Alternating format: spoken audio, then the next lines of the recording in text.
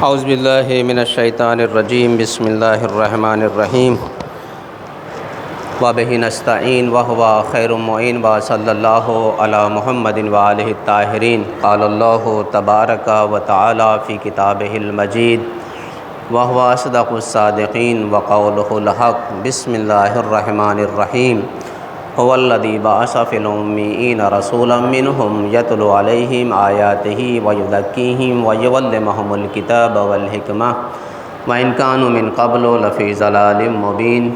حاضرین محترم، سلام علیکم۔ روز جمعہ ہے، مبارک دن ہے۔ آپ تمامی حضرات کی خدمت میں تبریک اور تہنیت عرض کرتا ہوں اور دعا گو ہوں پروردگارہ دنیا کے جن جن گوش و کنار میں مظلومین ہوں، اللہ ان کی مدد فرمائے، اور جو ظالم ہیں اس زمین کے اوپر، خدا ان کے اوپر اپنا عذاب نازل فرمائے۔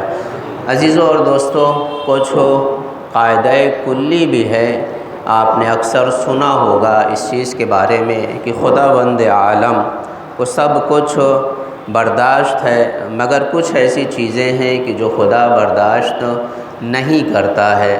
اس میں سے ایک چیز یہ بھی ہے کہ عزیزان محترم، خدا ظالم کے ظلم کو برداشت نہیں کرتا ہے۔ اس کی ایک مدت ہوتی ہے، ایک حد ہوتی ہے، ایک وقت ہوتا ہے، کچھ مدت معین ہوتی ہے کہ وہ اسی مدت معین کے اوپر ظالم جو ہے اپنے کو یہ سمجھتا ہے کہ ہم کامیاب ہیں۔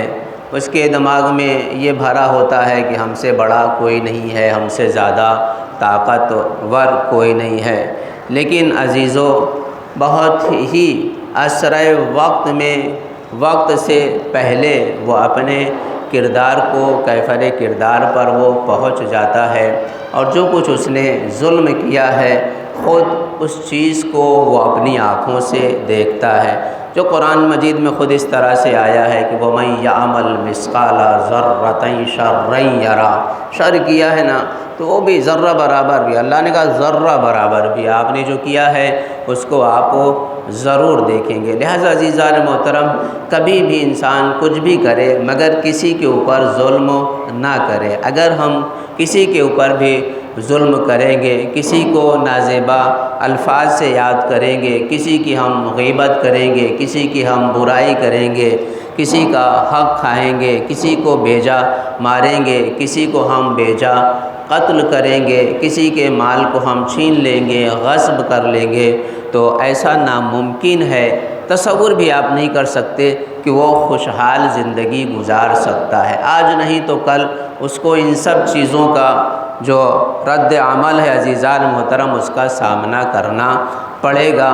اور اگر انسان صبر کر کے دنیا سے چلا جاتا ہے تو ذات پروردگار عالم کی جانب سے جو اس کا ریئیکشن ہوتا ہے بڑا سخت ہوتا ہے، بڑا دشوار ہوتا ہے، اور نہایت ہی دردناک ہوتا ہے۔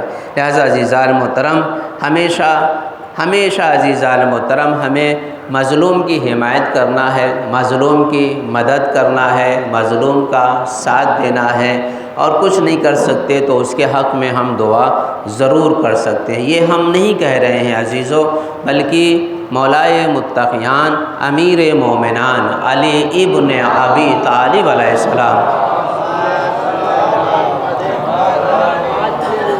آپ نے خود کہا ہے کہ ہمیشہ مظلوموں کے ساتھ رہو اور ظالمین کی مخالفت کرو۔ اور آپ نے یہ نہیں کہا مظلوم میں صرف مسلمان مظلوم ہو، آپ نے یہ نہیں کہا کہ مظلوم میں صرف مومن مظلوم ہو، بلکہ آپ نے کسی مذہب کی، کسی دھرم کی، کسی بھی عزیزان محترم کسی بھی جہت سے کوئی قید اور شرط نہیں لگائی ہے۔ بس صرف شرط کیا ہے کہ مظلوم کی ہمیں حمایت کرنا ہے، مدد کرنا ہے، چاہے جس مذہب سے اس کا تعلق ہو، چاہے جس دھرم سے اس کا تعلق ہو، چاہے جس مسلک سے اس کا تعلق ہو۔ اگر مظلوم ہے تو ہمیں اس کی حمایت کرنا ہے، چاہے وہ فلسطین ہو، چاہے وہ سیریا ہو، چاہے وہ افغانستان کی مظلوم عوام ہو، چاہے وہ اپنے یہاں کا ہو، چاہے کسی پرائے کے یہاں کا ہو، ہمیں اس کی حمایت کرنا ہے، اور اگر یہ نہیں تو کم سے کم ہم ان کے حق میں دعا کر سکتے ہیں۔ اور دعا کرنے کے لیے ہمیں آپ کو قرآن مجید نے حکم دیا ہے کہ ہم دعا کریں، خدا اس دعا کو قبول کرنے والا ہے۔ میں نے کل بیان کیا کہ انسان اپنے کو کبھی بھی کسی بھی جہت سے، کسی بھی عنوان سے کمزور مت سمجھے۔ کوئی انسان اس زمانے میں کمزور نہیں ہے عزیزان محترم۔ ہو سکتا ہے جسے ہم کمزور محسوس کر رہے ہوں اور وہ باطناً بڑا قوی ہو، ایمان کے حساب سے نہایت ہی طاقتور ہو، اور اللہ کے نہایت ہی قریب ہو، اللہ کی رضا اس کے پاس ہو، مرضی معبود اس کے ساتھ ہو، تو ظاہر سی بات اس سے طاقتور کون ہو سکتا ہے جس کے پاس رضا پروردگار عالم ہے، جو اللہ کا ولی ہے، جو اللہ کا بندہ خاص ہے، تو اس کے پاس خدائی مدد ہوگی، خدائی قدرت ہوگی، خدا کی طرف سے غیب سے اس کی امداد ہوگی عزیزان محترم۔ لہٰذا کسی کو بھی اس زمانے میں ہمیں آپ کو کمزور نہیں سمجھنا ہے، اور جو لوگ دوسرے کو کمزور سمجھتے ہیں اور اپنے کو بڑا سمجھتے ہیں، طاقتور سمجھتے ہیں کہ ہم سے زیادہ طاقت کسی کے پاس نہیں ہے، ہم سے زیادہ قدرت کسی کے پاس نہیں ہے، ہم سے زیادہ فوج کسی کے پاس نہیں ہے، ہم سے زیادہ آج کے زمانے کے حساب سے ٹیکنالوجی کسی کے پاس نہیں ہے، تو لہٰذا ہمارے پاس سب سے بڑی طاقت ہے، ہم ہی قدرت مند ہیں، ہم جو جی چاہے کریں عزیزان محترم۔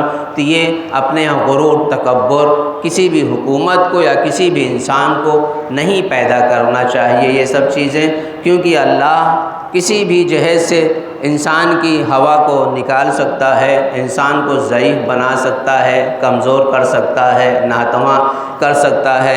حالات حاضرہ کو دیکھتے ہوئے آپ نے خود ابھی ایک ہفتہ پہلے، 10 دن پہلے کی بات ہے، جو دنیا کے اوپر غرور، ناز، اپنی قدرت کے اوپر فخر، مباحات اور ضرورت سے زیادہ اس کے یہاں کبر و تکبر پایا جا رہا تھا، اور بڑی بڑی بولیاں تھیں اس کے یہاں، مگر چند جوانوں نے جا کے اس کے ساری قدرت کے اوپر پانی پھیر دیا، اور اس کی جو بنی ہوئی دنیا میں ایک ساکھ تھی اس کو بگاڑ کے انہیں رکھ دیا۔ تو عزیزان محترم، سچائی یہ ہے کہ حکومت کرنے کے لیے جو سیاست کا لفظ استعمال کیا جاتا ہے، اس کا اصل مطلب یہ ہوتا ہے کہ انسان کو جینے کے لیے وسائل فراہم کرنا۔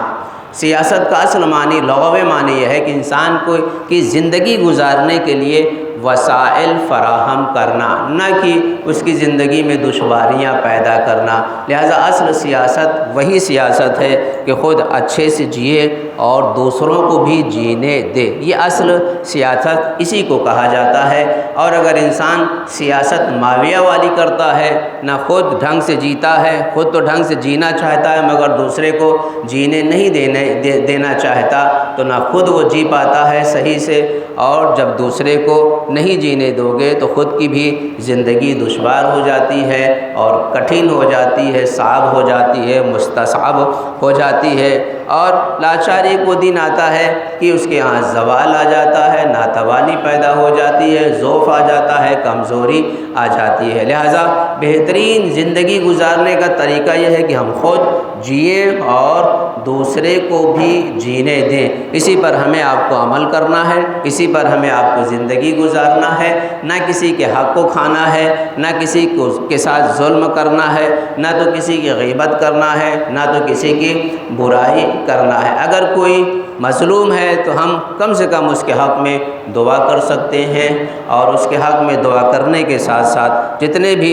دنیا میں ظالم پیدا ہوئے ہیں ان ظالموں کو بھی یاد کر سکتے ہیں، ان کے لیے اتنا تو ضرور کہہ سکتے ہیں کہ پروردگارہ ظالم کے عذاب میں اضافہ فرمائے۔ اور جنہوں نے سب سے پہلے جناب فاطمہ زہرا کا حق کھایا، اس سے بڑا ظالم کون ہو سکتا ہے؟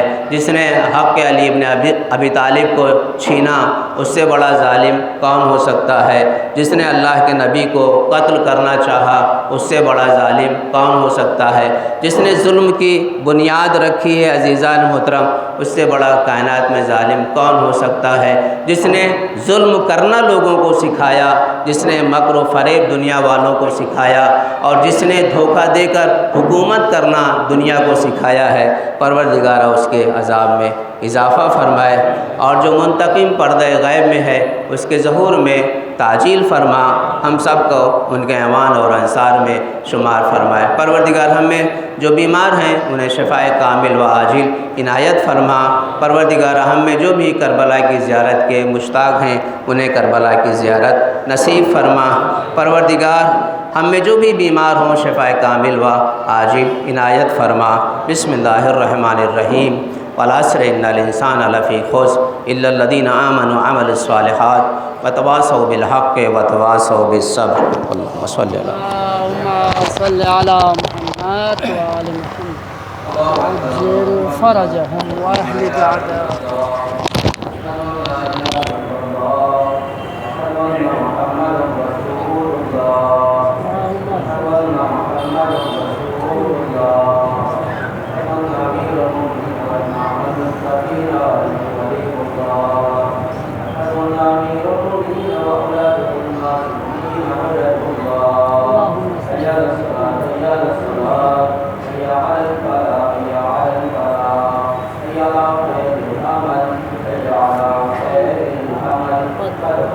Amen.